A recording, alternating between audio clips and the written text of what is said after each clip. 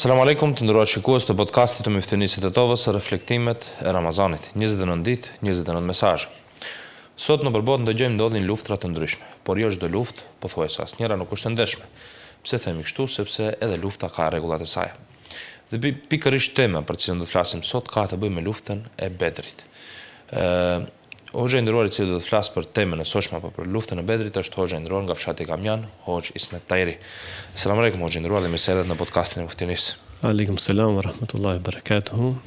Zoti ju shpërbleft për thirrjen, gjithashtu shfrytëzoj rastin që t'u uroj gjithë besimtarëve këtë muaj të shenjtë të Ramazanit. Është mesi i Ramazanit, pra është edhe një moment kur besimtarët vetëm se janë mësuar me Ramazanin dhe inshallah përgatiten për 10 ditëshin e fundit dhe 10 netëshin e fundit të Ramazanit ta shfrytëzojnë në maksimum. Shfrytëzoj rastin gjithashtu ta falenderoj edhe televizionit TV Koha. Mos harrojmë Bashkinë Islame e cila çdo herë ka qenë afër besimtarëve me përgatitjen e këtyre mesazheve gjatë muajit të Ramazanit dhe gjithë besimtarët të cilët na ndjekin nëpër ekranet e tyre, Zoti i shpërbleft të gjithë. Amin, inshallah, falenderoj edhe juve që ndajët kohë. Hoxha i nderuar, me që jemi të Bedrit dhe tema është për Bedrin, pse Bedri? Si ndodhi Bedri? Po, fillimisht e falenderojmë Allahun e Madhërisëm, krijuesin e gjithësisë. Paqja, bekimet e Allahut qofshin mbi Muhamedit alayhi salatu wassalam, familjen e tij, shokët e tij dhe gjithë besimtarët të cilët e ndjekin rrugën e tij dhe do ta ndjekin deri në ditën e gjykimit. Lufta e Bedrit është një ngjarje historike e cila nuk është vetëm se një luftë, por Allah i Madhërisëm këtë e quajti edhe si Yawmul Furqan, dita e dallimit. Dallimit mes shkaje, dallimit mes të vërtetës dhe të kotës, të drejtës dhe të padrejtës, mes udhëzimit dhe devijimit. Pra është një ditë madhështore në të cilën me të vërtetë ka nevojë për të marrë shumë prej mësimeve të kësaj ngjarje, e cila nuk ishte vetëm se një përballje fizike e një lufte ose një betejë, por ka shumë mësime të cilat ne mund t'i nxjerrim nga kjo luftë. Po përveç se ishte luftë, ishte edhe mësim apo leksion në vete. Po, nëse fillojmë për shembull prej pjesës pse ndodhi lufta e Bedrit, pse erdhi deri tek Bedri, ka një histori e cila është mirë të tregohet deri tek ndëgjuesit, për shkak se jo çdo kush ka informacion se pse erdhi deri tek Bedri, por çdo kush prej besimtarëve besoj që në Ramazan kanë dëgjuar rreth luftës së Bedrit për shkak se ligjërohet në xhamia dhe kështu me radhë. Mirë po, ka shkaqe pse erdhi deri tek Bedri. Bedri është pasojë e afër 13 viteve në Mekë dhe dikun 2 vite në Medinë. Pra në vitin e 2 Hijri, vetëm se Allah i Madhërisëm i obligoi besimtarët që edhe të fillojnë me luftë, sepse në kohën kur pejgamberi alayhis salam shpallte Kur'anin tek njerëzit në Mekë, tek Kurajshët, Allah i Madhërisëm i kishte zbritur një ajet kuranor që ja ndaloi luftën. Dhe thotë Allah i Madhërisëm: "Alam tara ila alladhina qila lahum kuffu aydiyakum wa aqimus salata wa atuz zakata ila al-akhir al-aya." Dhe thotë Allah i Madhërisëm: a e dini ju se në kohën kur ju ishit në Mekë u ishte ndaluar Lufta. që ju ta ngrini dorën ndaj dikujt, të vritni dikant apo lufta në përgjithësi. Prandaj falni namaz dhe jepni zeqat. Dhe kjo ishte momenti kur pejgamberi alayhis salam ishte i detyruar që të bëjë durim bashkë me besimtarët, përkundër përsekutimeve, përkundër maltretimeve, përkundër gjitha atyre dëmeve që i patën në Mekë nga Kurajshët, nga mushrikët në përgjithësi, detyroheshin që ata të bëjnë durim, sepse nuk ishte një moment kur duhej të akthenin atë padrejtësi që e bënin me kasit të mushrik. Po ashtu, pas kohës kur pejgamberi alayhis salam u maltretua, u përsekutua, përveç kësaj e detyruan edhe të emigroj. Ta lë vendlindjen e tij, të cilën kur u ngjit në një kodër pejgamberi selam rrugës për në hijret, tha: "O Mekë e dashur, ti je vendi më i dashur për mua në këtë botë. Sikur mos më kishin larguar populli im, unë asnjëherë nuk do të largohesha prej teje. Mirë po, pas një kohë pastaj Allahu i Madhreshëm ja mundsoi që përsëri ta çliroi Mekën dhe domethënë dëbimi i muslimanëve nga Meka bashkë me pejgamberin alayhis salam nuk mjaftoi me kaq. Përveç kësaj mushrikët pastaj filluan edhe ta grabitnin dhe ta plaçkitnin pasurinë e muslimanëve Që ishin lënë, domethënë, që kishin lënë në Mekën në shtëpitë e tyre dhe ata në mënyrën e padrejtë do të thotë i dhanë të drejt vetvetes që të kenë dorë mbi pasurinë e të tjerëve që ishin musliman. Dhe kjo pastaj erdhi deri tek ngjarja që të takohen në Bedër. Realisht domethënë fillim kur filloi kjo çështje e Bedrit ishte vetëm si pjesë për të marrë karavanin besimtarë, ajo që u takonte atyre. Po, fillimisht do thotë pejgamberi alayhis salam urdhrua që të dalë ta merr pasurinë të cilën Ebu Sufjani me një grup burrash po udhëhiqnin karavanin deri në Sham, në vendet e Sirisë dhe Palestinës sotshme, dhe për të tregtuar me pasurinë e muslimanëve dhe me atë pasuri ta shfrytëzojnë për vete. Dhe kjo ishte një prej mesazheve që Bedri jep në fillimin e saj, ende pa u takuar në Bedër, është se Allahu i Madhreshëm dëshironte të mësonte muslimanët dhe t'u jep një mesazh nga Bedri që njeriu duhet të luftojë për dinjitetin e tij. Njeriu duhet të luftojë për të drejtën e tij. Njeriu duhet të luftojë për pasurinë e tij, të cilën padrejtësisht dikush ta sulmon dhe ta grabit. Dhe për këtë arsye dhe Allahu i Madhreshëm e bëri që pejgamberi sallallahu fillimisht të dalë në kapjen ose në pritjen e karavanit i cili ishte me pasurinë muslimanëve. Mirë po si çdo herë në çdo betejë, në çdo luftë ka edhe njerëz të cilët kryejnë shërbimet e kundërta ose armike, që janë ata të cilët ne i quajmë tradhtar, të cilët shpionojnë dhe nëpërmes shpionëve të asaj kohe i arrin lajmi Ebu Sufjanit se karavani do të sulmohet dhe ai e ndron rrugën dhe i ik kësaj prite. Mirë po, pejgamberi alayhis salam normal duhet që të kthehej në Medinë i pasuksesshëm.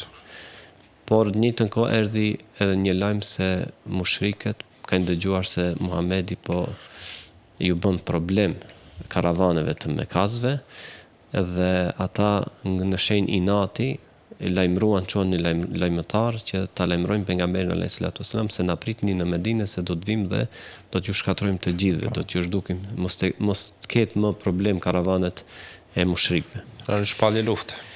Po realisht një kërcënim për cilin pastaj pejgamberi alayhis salam do të duhej që të merr një vendim pak më të fuqishëm ose më të rëndësishëm që vetëm se Allahu i Madhreshëm kishte dashur ashtu dhe Allahu në Kur'an thot wa idh ya'idukumullahu ihda at-ta'ifatayn annaha lakum. Allah ju ka premtuar njërën prej dy grupeve, që ishte fjala për grupin ose karavanin me burrat të cilat e udhëhiqnin me Ebu Sufjanin, ose takimin në Bedër me ata të cilët kërcënonin muslimanët që ishin mushrikët e Mekës dhe paria e tyre ndër më të njohurit Ebu Xehli dhe kështu me radhë. Mirë po, pejgamberi sallallahu alajhi wasallam u konsultua me sahabët, sidomos me ensarët, ata të banorët e Medinës, të cilët kishin dalur me pejgamberin alayhis salam. Përgatitja nuk ishte për luftë. Përgatitja ishte me një lloj armatimi që mjaftonte për prit të një karavanit dhe pak burrave, ndoshta 100 burra nëse kanë qenë në karavan. Mirë po, sepse vetë muslimanët dulën vetëm 300 burra për këtë karavan. Ensarët i thanë pejgamberit alayhis salam, ne nuk jemi sikur qifutët që i thanë Musait alayhis salam, e Banu Israilit i thanë Musait alayhis salam, shko ti dhe Zoti yt luftoni, ne do të presim tu ti çliro Kutsin. Ndërsa pejgamberit alayhis salam ensarët i thanë, oj dërguari i Allahut, ne jemi me ty, edhe ti nëse na urdhëron që ne të hyjmë në det, ne nuk do të ndalemi dhe do të jemi bashkë me ty. Dhe ata ja dhanë një premtim pejgamberit sallam dhe i ndejtën besnik deri në fund. Do të thonë besa që i dhanë ato dhe pastaj prej këtu nga tentim për të marrë plaçkën që i takonte realisht besimtarëve, nuk ishte plaçk, po ishte pasuria besimtarëve që dolën ta merrin. Nga ty pastaj situata përfundoi në luftën e Bedrit. Pse lufta e Bedrit konsiderohet më shumë si një betejë ushtarake? Domethënë, nuk konsiderohet vetëm betejë ushtarake, por konsiderohet edhe më shumë se aq. Po, realisht lufta e Bedrit ishte një mësim jetik që është një pikë kthese për shtetformimin e shtetit islam Medinës dhe ngjarjeve historike botërore. Sepse prej aty do të fillonte të rrotullohet historia ndryshe, të lëviz ndryshe. Edhe pse në shikim të parë nëse shikon për shembull, përgatitje jo e mirë e muslimanëve në aspektin armatimit. Numri i burrave nuk ishte shumë i madh. 300 burra, nëse i merr sot me një xhami të fshatrave tonë, duhen ndoshta 5-6 safe të bësh një 300 burra, dhe është në shikim në sy është shumë e vogël, një grup shumë i vogël i njerëzve, ushtarëve. Nga ana tjetër 1000 burra të mushrikëve nuk ishin pak, i binte në proporcion 3-1, mirë po edhe ajo në një fushë të Bedrit, në një mal të Bedrit për shembull, në një shkëtirë të Bedrit, ajo ishte një pikë shumë e vogël. Megjithatë, nuk ishte qëllimi vetëm tek pjesa e konfliktit ushtarak, se cili është ndoshta fizikisht më i fuqishëm, mirë po Bedri nuk ishte vetëm një luftë ushtarake ose betejë ushtarake, por ajo ishte një mesazh që prej atij momentit demonstrohej edhe fuqia e muslimanëve dhe faktorizoheshin muslimanët si shtet dhe si fuqi në atë rajon. Dhe pas kësaj, pastaj fisat arabe, bashkë edhe mushrikët, do të kishin në konsiderat pastaj muslimanët. Pas kësaj lufte, dhe kjo ishte me të vërtetë jetike për muslimanët që të jetë fituar. Dhe e dim edhe vetë rastin që pejgamberi islam aq shumë lutej saqë i ngriste duart aq lart atë gjybën që e kishte në shpinën e tij, i ra për tokë dhe Ebu Bekri tha oj dërguari i Allahut, mjafton.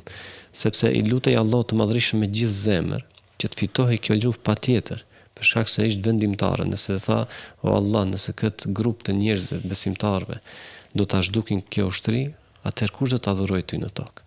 Pra ishte me të vërtetë më shumë se sa një betejë ushtarake dhe dha një mesazh shumë të madh dhe ishte dita e Furkanit, ishte dita e cila e dalloi hakun nga e batili, të vërtetën, të drejtën nga e kota dhe humbja. Dhe morën një mësim shumë të mirë mushrikët në atë betejë, por gjithashtu u faktorizuan muslimanët në aspektin politik, në aspektin shtetëror, edhe brenda Medinës. Ato qifutet Benu Israilit të cilët banonin Medinën, filluan ta konsideronin si një fuqi pejgamberin alayhis salam. Në të njëjtën kohë Bedri dha edhe shumë mesazhe të tjera. Po, do të thonë ishte edhe një mesazh i fuqishëm që ne nuk kemi thjesht ata që ishim që na keni shkelur dikur ose që na keni maltretuar, por tashmë jemi një fuqi në vetë e cila sado që të mundoheni ju ne për herë do të jemi përballë. Çfarë roli ka luajtur imani në fitoren e muslimanëve? Se tham se ishte proporcioni shumë i ndryshëm, thon 300 me 1000. Çfarë roli ka luajtur imani? Padyshim se në këtë numër të madh do edhe iman, do edhe besim. Po, realisht sikur çdo njëri të ishim në vendin e atyre të cilët i prezantuan në Bedër nga luftëtarët musliman dhe ti të shohësh një ushtri për 1000 burrash, ndërsa ti je 300, i bie që ti do të përballesh me 3 persona.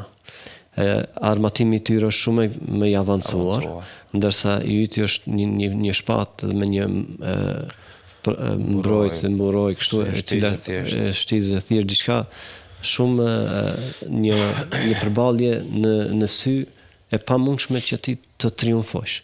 Mirë po, Allah i Madhërisëm futi në zemrat e besimtarëve iman, bindje, ndërsa futi gjithashtu në zemrat e jo muslimanëve, mushrikëve, frikë, që të marrim një mësim nga Bedri, se luftrat nuk fitohen vetëm me armatim, me numër dhe as me forcë fizike ose edhe të armatimit. Mirë po, ato prakisht luftohen dhe fitohen nëpërmes imanit dhe bindjes që kanë luftëtarët në atë rast. Dhe me të vërtet imani muslimanëve në atë rast ishte shumë i lartë, sepse edhe vetë Allah i Madhërisëm Ju premtoi që me të vërtet do t'i ndihmoj me 1000 melek besimtarët. Dhe këtu apërcolli pejgamberi alayhis salam dhe sado kudo ushtua imani i muslimanëve në këtë rast. Është ajeti kuranor që me të vërtet na mëson shumë mirë se thot wa may yattaqillaha yaj'al lahu makhraja. Dhe kush ja ka frikën e Allahut, kush ka iman në Allahun, i ka bindje ndaj Allahut, Allah i bën një zgjidhje. Ja mundson triumfin, ja mundson suksesin. Jep një rrugdalje. Po, dhe gjithashtu thot wa may yatawakkal 'ala Allah fa huwa hasbuh. Dhe kush i mbështetet Allahut ai mjafton. Sepse me të vërtet kjo është pjesë e imanit që ti mbështetesh Allahut dhe të kesh bindjen tek ai pa asnjë dyshim. Kjo është ajo pjesa thelbësore e luftrave. Do thënë morali i ushtarëve nuk matet me fuqinë ushtarake, fuqinë e numrit të ushtarëve, me fuqinë e armatimit të ashtu me radhë. Në kjo luftë, o nderuar, shfaqi edhe anën tjetër të pejgamberit, anën e liderit. Si përshkruan leadershipin e pejgamberit alayhis salam? Po, pikërisht ishte një moment pasi që pejgamberi alayhis salam e kishte themeluar shtetin dhe ishte si një mbret ose president i shtetit, kryeministër në këtë kohë që ne përdorim i një shtetit, që udhëhiqte shtetin e Medinës, shtetin e ri. Ishte hera e parë që një shtet të themelohet në botë me shumë kultura, me shumë fe, sepse ishin pjesëmarrës në atë shtetet e Benu Israilët, xifutët, edhe muslimanët, edhe kishte edhe prej mushrikëve Medinas, të cilët ishin pjesë e marrëveshjes.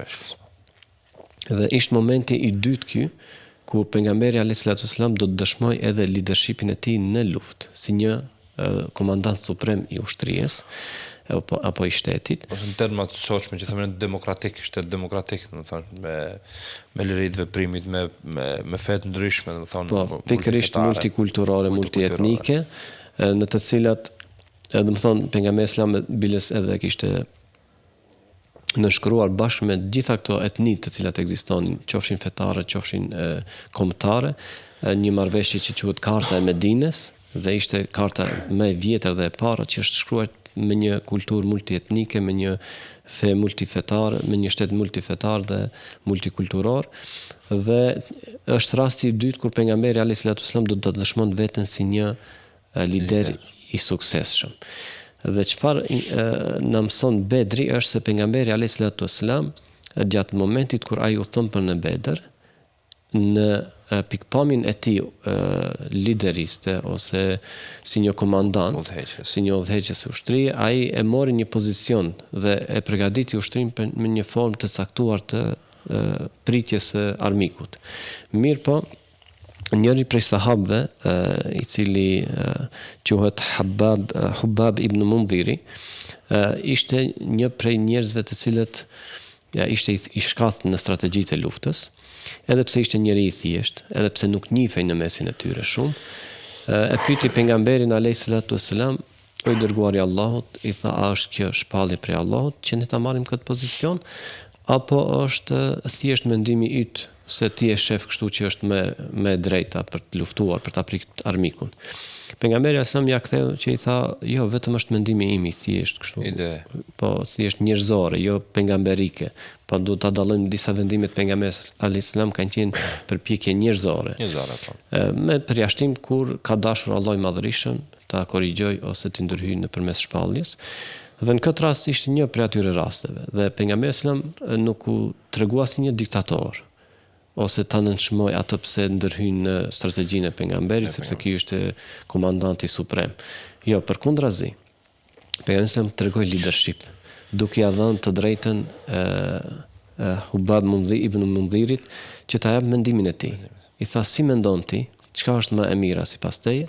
Tha, nëse ne pozicionohemi afër puseve të Bedrit dhe kur të vijë ushtria e armikut, po atëherë ne do të kemi një pozicion të volitshëm që t'i sulmojmë ata sepse ata do të vinë të etur dhe do të kenë me siguri nevojë për ujë dhe ne do ta përdorim si strategji për ta fituar, për ta mposhtur këtë betejë.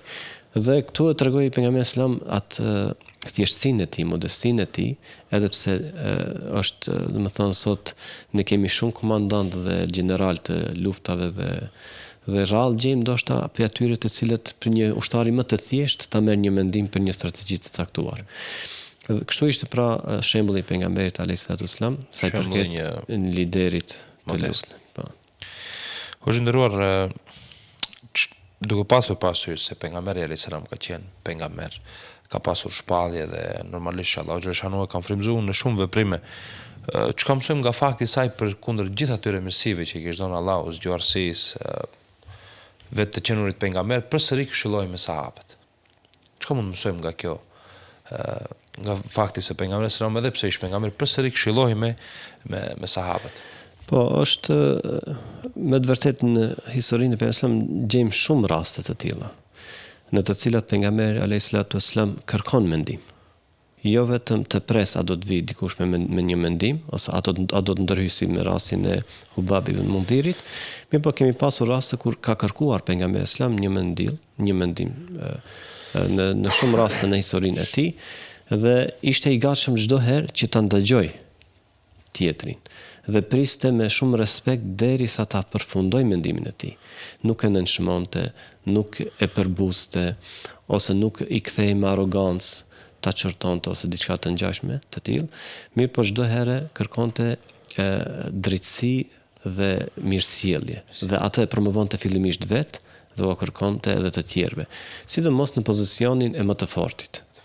Sidomos në pozicionin e nivelit më të lartë, ndoshta në famë, në tituj ose në vlera të ndryshme. Pejgamberi sallallahu nuk e dallonte njeriu. A është i varfër apo a është i pasur, a është me një familje me emër apo është një familje që nuk ka emër, a është një njeri rob apo është një njeri fisnik dhe kështu me radhë. Dhe është interesant se pejgamberi sallallahu alajhi wasallam në luftën e Bedrit na nxori edhe një mësim tjetër që ka të bëjë edhe me drejtësinë e tij. Dhe është rasti me njërin prej sahabëve, i cili quhej Suad bin Gazije. Suad ibn Gazije ishte një prej ushtarëve të Bedrit, i cili e shifte se ndoshta do të jetë momenti i fundit i jetës së tij, sepse përballej me një ushtri shumë më të madhe. Dhe pejgamberi alayhis salam në këtë luftë dëshironte të tregojë se disiplina është pjesë e suksesit. Dhe i rreshtoi rrafët e ushtrisë muslimane në mënyrë që ata të duken sikur ato rruzat e një biluziku që janë të radhitura njëra pas tjetrës. Dhe bëri atë strategjinë e tij duke i rregulluar safet sikur sot ndoshta ne që i rregullojmë në xhami.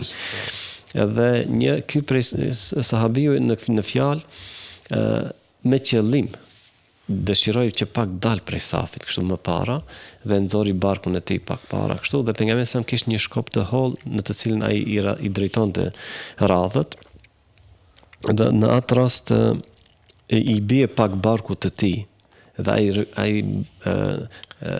bën sikur gjëja se i ra shumë dhe i dhimbti barku dhe i tha oj dërguari i Allahut, ta më hinë ndërhak. Tha pse? Tha më rave shumë, tha dhe më dhimbti barku. Edhe pejgamberi alayhis salam zbuloi barkun e tij dhe i tha urdhëro shkopin dhe merre hakun sepse jemi para betejës dhe nuk duhet të kem hak ndaj dikujt. Dhe kjo është drejtësia absolute të cilën mundohej pejgamberi sallallahu alajhi wasallam ta zbatonte në jetën e tij dhe t'u mësonte edhe të tjerëve. Dhe ky sahabiu në fjalë jo që i ra pejgamberit alayhis wasallam, mirë po nga dashuria e madhe që kishte dhe dëshironte që të jetë momenti i fundit ta përkthel pejgamberin islam, ta përqafon pejgamberin islam, kapi dhe ja puthi barkin pejgamberit alayhis salam dhe u çudit pejgamberi islam, tha çka bën? Tha unë dëshiroj që momenti i fundit ndoshta jetës time të jetë takimi i lëkurës time me lëkurën e trupit tënd, që je një pejgamber i zgjedhur i Allahut. Me të vërtetë përveç pjesës sa emocionale në të cilën ata gjindeshin, sepse ishte betejë, nuk ishte diçka për të argëtuar, mirë po megjithatë pejgamberi alayhis salam edhe momentet e fundit ndoshta që dikujt ishin të jetës së tij, ai mundohej të ndante drejtësi, ai mundonte të ishte modest, të konsultohej me sahabët, të mirë të mendimet, që është me të vërtetë mësim shumë i mirë për ne nga kjo luftë e Bedrit. Subhanallahu, më thonë, përveç se shembulli i cili der, shembull për drejtësi, shembull për moral, jo rastësisht Allahu xhaleshano e përshkruan se te Muhamedi ishte në shkallën më të lartë të moralit. Hoxha nderuar, me që ishim te e cekëm, do të thonë, rolin e besimit që i kishin besimtarët që luante, do të thonë, besimi rol në luftën e Bedrit, pra sy të numrit. Çfarë dallimi ka midis tevekulit apo mbështetjes në te Allahu xhaleshanu dhe pasivitetit? Po, tevekuli ose mbështetja në Allahun, pa përpjekje, tevekuli, mbështetja në Allahun, pa përpjekje, është një lloj justifikimi për dështim.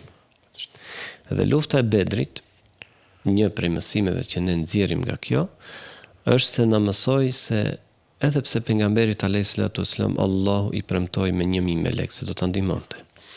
Biles i tha, nëse ti do të durosh në ajete tjera, do t'i sjellim 3000 melek. Do ndihmojmë me 3000.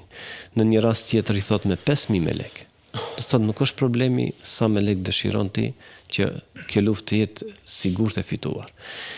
Megjithatë, të mbështetja në Allahun e Madhërisëm duhet të jetë pasi që besimtari i ketë marrë shkaqet, arsyet ose ndryshe themi sebepet, khudh bi asbab thumma tawakkal ala Allah, merri sebepet, merri shkaqet, arsyet, pastaj mbështetu në Allahun. Dhe kjo është pikërisht rasti i Bedrit, që përkundër asaj që Allah i Madhërisëm i premtoi muslimanëve në ndihmë shumë të madhe, megjithatë besimtarët duheshte të fillonin luftën, të bërballenin dhe të goditeshin, ndonjëri prej tyre të vritej, ndonjëri të sakatohej, të plagosej dhe kështu me radhë. Sikur të kishte qenë tevekuli jashtë asaj të cilën e kërkon Allahu, që ne të mbështetemi atij, pasi ti marrim sebepet, atëherë muslimanët nuk do të kishin nevojë të luftonin, as pejgamberi alayhis salatu wasalam. Nuk do të dilnin në front. Thjesht do të dilnin në Bedër dhe do të thonin, ti presim me lekët, ti shohim se si do të luftojnë me mushrikët. Dhe kjo është ajo pjesa kur domethënë njerëzit të cilët dështojnë në jetën e tyre, njerëzit të cilët gjatë sfidave, gjatë gabimeve që i bëjnë ndoshta, thonë ka qenë shkruar prej Zotit, prej Allahut, ose dëshirojnë ta bëjnë diçka mirë, po nuk punojnë për të dhe thjesht thonë jam mbështetur Allahut, Allahu do ta çojë riskun, furnizimin, ose Allahu do të më jap sukses. Jo vëllai nderuar. Sikur të kishte qenë ashtu, do të jepte Allahu i Madhërisëm fitoren në Bedër pa përballje, pa humbje jete. 17 prej muslimanëve humbën jetën në Bedër dhe sa prej tyre u plagosën, u sakatuan, do të thonë ndoshta humbën gjymtyrët dhe njëtën gjë nuk do ta kishin përjetuar sikur të ishin mbështetur Allahut dhe Allahu të ndihmonte që ata mos bëjnë asgjë. Do të thotë nuk duhet të keq kuptohet tevekuli dhe kjo mos jetë një arsye që njerëzit të bëhen neglizhent ndaj sebepeve, ndaj arsyeve, shkaqeve, përpjekjeve që të cilat duhet t'i bëjnë. Hoxha nderuar, me që ishim të ndihma që melekët, Allahu xhaleshanu dërgoi melek në këtë betejë, kur dhe pse erdhi ndihma hyjnore, në betejën e Bedrit? Po, është interesant, Allah i Madhërisëm thotë: "Wa laqad nasarakumullahu bi Bedrin wa antum adhilla." Allah ju ndihmoi në Bedër, edhe pse ju ishit të pakët. Pra, Allah i Madhërisëm, ashtu sikur e ceka dhe më herët, sikur do të kishte qenë pjesa e ndihmës së Allahut në fillimin e luftës, ose pa filluar lufta, nuk do të kishte pas nevojë që të vdiste ndonjë prej muslimanëve, që të plagosej ndonjë prej muslimanëve, që të lutej aq shumë pejgamberi alayhis salam që ta ndihmonte Allah i Madhërisëm. Zakonisht, ndihmat që Allah i Madhërisëm ja jep një besimtarit, në këtë rast muslimanëve të Bedrit dhe pejgamberit alayhis salam, ja solli nëpërmes ngjarjes, përgjatë luftës. Dhe duke u luftuar, duke u përballur muslimanët me përpjekjet e tyre, në momentin që përpjekjet njerëzore mbarojnë, atëherë vjen ndihma e Allahut. Atëherë vjen meleku i cili të ndihmon ty. Pra ne mund të nxjerrim këtu një mësim shumë të mirë për jetën tonë të përditshme. Në jetën tonë çdo njeri prej neve kemi sfida të ndryshme. Dhe gjatë sfidave ta kujtojmë çdo herë se ajo sfidë për neve është një armik. Do thotë është një kundërshtar që cilën ne duhet t'ja arrijmë qëllimit ta tejkalojmë. Është një armik në thojza. Dhe ajo sfidë të cilën ne kemi përballë nesh. Neve Allahu çdo herë na shoqëron me një melek i cili na ndihmon. Ose drejt për së drejtë vjen ndihma prej Allahut të Madhërisht. Mirë, po nuk vjen pa përpjekjen tonë. Pa përpjekjen njerëzore, kur do të përfundojnë përpjekjet njerëzore, atëherë ne të presim se Allahu do të ndihmojë nëpërmes një melekut ose nëpërmes fuqisë së tij të drejtë për drejtë. Dhe në të njëjtën kohë duhet ta kuptojmë se pjesë e shpërblimit të Allahut të Madhërisht është përpjekja që ne bëjmë dhe jo arritja e suksesit dhe tejkalimi i sfidës. Allah na teston neve, na sprovon neve që ne të tregojmë të durueshëm dhe të bëjmë përpjekje deri në fund. Në momentin që ti nuk ke një mundësi njerëzore për të ndryshuar një gjë, për të arritur një sukses, për të tejkaluar një sfidë, atëherë dije se do të jetë prezente ndihma e Allahut nëse je besimtar. Nëse je ai i cili mbështetesh Allahut. Me optimizëm. Po, prandaj edhe ajeti më herët që ceka ishte: "Wa man yatawakkal 'ala Allahi fa huwa hasbuh." Ai i cili i mbështetet Allahut i mjafton ai. Do fuqia e Allahut është absolute. Dhe kjo ishte mbështetja të cilën e kishin muslimanët, edhe pse ishin numër të pakët, mirë po me të vërtetë ishin me bindje të plotë se Allah do t'ju ndihmoj. Por pas përpjekjeve. Fillimisht duhet përpjekja, pastaj ndihma Allahu xhaleshanu. Hoxha nderuar, çfarë mesazhi jep Bedri njerëzve sot që ndihen pakisht, me thënë të dobët? Si mund të zbatojnë ato mësimet e Bedrit në jetën personale? Po. Kjo është edhe ndoshta ajo ajka të cilën ne duhet ta nxjerrim nga lufta e Bedrit. Gjatë gjithë asaj pjese të cilën ne spjeguam prej fillimit, prej çdo pjesë ne nxjerrim nga një mësim shumë të mirë dhe unë në fund dua ta bëj edhe ta tërheq edhe një paralele me popullin tonë dhe me muslimanët e cilët gjenden në këto treva. Fillimisht lufta e Bedrit na mëson që Allahu i Madhërisht shumë herë në jetë nuk ta mundson atë që ti dëshiron, po ta mundson atë që ty të duhet. Muslimanët dëshironin plaçkën e karavanit, ndërsa Allahu u mundsoi ajo që ju duhej, ishte plaçka e Bedrit. Jo pikërisht plaçka e Bedrit, mirë po pozicioni dhe faktorizimi që të cilin do ta kishin pas luftës së Bedrit. Dhe kjo ishte ajo që u duhej muslimanëve. Jo dëshirat, por ajo që na duhet. Dhe shumë herë neve në jetë, Allahu nuk na mundson atë që dëshirojmë, po na mundson atë që na duhet. Nëse jemi ata të cilët e besojmë Allahun. Kjo është e para. E dyta, gjatë jetës, pa marrë parasysh se çfarë pozicionesh mund të fitojmë nga pozitat e shkollimit, pozitat e punës, ose vlerat të cilat na jep shoqëria, ose përpjekja jonë njerëzore, megjithatë duhet ta ruajmë modestinë. Si ta ruajmë modestinë? Çdo herë të jemi ata të cilët këshillohemi me të tjerët. Allahu i Madhërisht i tha besa wa shawirhum fil amr, dhe konsultohu me ta në çështje. Do të thotë, po marr parasysh çfarë pozicioni të jetës kemi dhe çfarë niveli të larta ndoshta mund të arrijmë të famës, megjithatë duhet të jemi për njerëzit që ndëgjojmë edhe prej më të dobtit një këshill. Pastaj a është arsyeshme për të zbatuar, ajo është çështje tjetër. Pra, këtë na mësoi Bedri që ne të jemi si pejgamberi alayhis salam, njerëz modest dhe njerëz të cilët konsultohemi me të tjerët dhe i marrim mendimet e të tjerëve. Gjithashtu në fillim e përmenda që në shikim të parë, numri i vogël i muslimanëve dhe numri i madh i mushrikëve, me të vërtetë çdo kush do thotë po s'ka shans, nuk është e mundshme që të fitojnë muslimanët. Se është raporti 3-1 mes muslimanëve dhe mushrikëve. Mirë po, këtu deshta ta hek një paralele me vlerën e imanit, qëllimi i arritjes së kauzave të pastërta, mbrojtja e dinjitetit, mbrojtja e vatanit, mbrojtja e pasurisë, mbrojtja e moralit. Ne kemi një paralele të cilën mund ta tërheqim, edhe pse nuk ka të bëjë në aspektin fetar, mirë po, në aspektin përmbajtësor është shumë e ngjashme. E kemi familjen Jasharaj. Janë ajo familje dhe shumë familje të tjera, duke mos janë shkaluar, mirë po, si ngjarje të cilën ne e kemi më të theksuar dhe ajo është e para e cila dha kontributin më të madh, e cila familje e dinte se numri i tyre ishte shumë i vogël.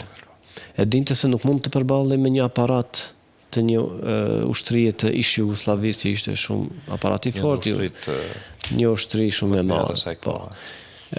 Megjithatë, ata nuk luftuan për të mbijetuar.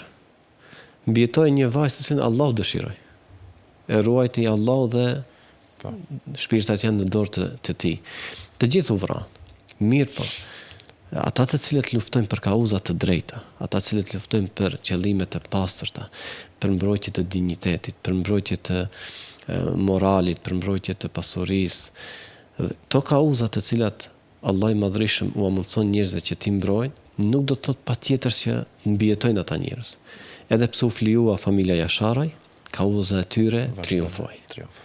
Pra, edhe në Bedër, megjithatë Allah i Madhrishëm u dha muslimanëve mundësinë që edhe të triumfojnë, sepse ishte hera e parë dhe duhej që të triumfonin me qëllim që të merrnin një pozicion tjetër në gadishun arabik dhe të ishin të faktorizuar. Mirë po, shumë herë kur njerëzit luftojnë në jetën e tyre, qoftë individualisht, qoftë në grupe, për kauza të drejta dhe për të drejtat e tyre, të cilat janë jetike, nuk duhet të plokshtohen përballë një ushtrie të madhe, përballë një aparati shumë të fuqishëm shtetëror. Sado që të jenë të fuqishëm, ata nëse janë të padrejtën, ata një ditë do të shkatërrohen. Ata një ditë do të mposhten, e drejta do të triumfoj. Nëse jo me ata njerëz të cilët e kanë filluar dhe që mund ndoshta edhe të flijohen, por do të jenë gjenerata të tjera të cilat do t'ia shohin hajrin asaj pune. Çështje tjetër për të cilën ne duhet të marrim mësim nga Bedri është që çdo herë besimtarët duhet që edhe nëse triumfojnë në luftat e tyre kundrejt disa konkurrentëve të tyre, armiqve të tyre, ose sido që t'i quajmë ne, nuk duhet ta keq përdorim forcën tonë për ta përçmuar armikun, për ta përbuzur armikun. Pejgamberi a.s. në Bedër, edhe pse i zuni rob 70 nga burrat e mushrikëve, që ishte numër shumë i madh, dhe ishte 1/3 gati se ushtrisë muslimane, dhe 70 të tjerë u mbytën prej mushrikëve, u vranë, dhe pejgamberi a.s. kishte mundësi edhe ata 70 robër t'i vriste dhe të hakmerej, sepse me të vërtet kishin bërë padrejtësi të madhe ndaj muslimanëve. Mirë po, kur njeriut i vjen mundësia që të hakmeret dhe ka fuqi, urtësi është që ai të jetë i mëshirshëm. Dhe pejgamberi a.s. u sill shumë mirë me robrit, i ushqej robrit, u kujdes për ta sikur kujdeset për njerëzit e tjerë, dhe u mundsoi lirinë për ata të cilët dinë shkrim dhe lexim dhe i mësojnë muslimanët të shkruajnë dhe të lexojnë, dikush ndoshta ta paguaj lirinë me pasuri dhe e liroi, edhe ata të cilët nuk kishin mundësi i liroi edhe pasgjë. Pra, kjo ishte një mësim shumë i madh të cilën duhet ta marrin njerëzit kur janë të fuqishëm, që mos ta përshmojnë armikun e tyre ose konkurrentin e tyre me një fjalë, por të jenë të sjellshëm dhe të mëshirshëm në ato momente kur ata kanë fuqi. Do të thonë me armë çliruan vendin ose poshtë ushtrinë armike, por me morale dhe sjellje i fituan zemrat apo i liruan zemrat e armiqve. Pikërisht, do të thotë çdo herë kur muslimanët kanë luftuar, pra pejgamberi islam edhe feja islam është si një shpallje e cila solli në mesin e muslimanëve dhe në mesin e botës, domethënë njerëzimit, një moral të ri, një rregull të ri të luftës. Sepse luftrat edhe në të kaluarën, edhe në të tashmen, edhe në të ardhmen, e shohim vetë se shumë herë nuk respektohen konditat të drejtave njerëzore, të civilëve, të plegjve dhe objekteve fetare dhe kështu me radhë, dhe shkatërrohet çdo gjë që del përpara. Nuk dallohet mes civilit dhe luftëtarit, mes të fëmijës dhe të rriturit. Dhe këto shkelje të drejtave njerëzore, me të vërtet e kanë rrëzuar në një pikë shumë të dobët, të ulët moralin e luftës. Edhe fatkeqësisht luftrat të cilat i ka bërë pejgamberi alayhis salatu wassalam asnjëherë nuk kanë pas qëllime përfitimeve aspektit të nënçmimit të tjerëve, të nështrimit të tjerëve, të pushtimit të tjerëve, ose grabitjes së pasurisë të tjerëve, përkundrazi ka qenë qëllim shpallja apo drejtësia të cilën Allahu e promovon në Kur'an, dhe mbi të gjitha ka qenë qëllimi që muslimani të ofroj njerëzimit, ose islamit të ofroj njerëzimit, largimin e robërisë për njeriut në njeri, që njeriu mos i bëhet rob njeriut, por të bëhet rob i Allahut të Madhërisëm dhe askujt tjetër. O zhëndruar, Allah ju shpërbleft për këtë sqarim kaq të bukur dhe për mesazhin që na dhat nga Bedri. Janë këto mesazhe që nuk shpërbejnë vetëm për luftë, por shpërbejnë edhe për jetën e përditshme.